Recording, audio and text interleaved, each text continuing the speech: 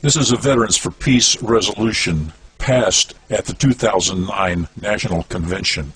to support a valid investigation into the national security failures of the 9/11/2001 attacks inside the United States.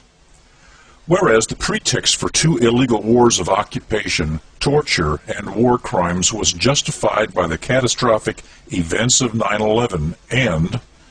whereas Congress was blocked by the White House from their intended investigation in connection with the massive national security failures of 9/11, and whereas not one person has since been held accountable for the national security failures that allowed the 9/11 attacks to succeed, and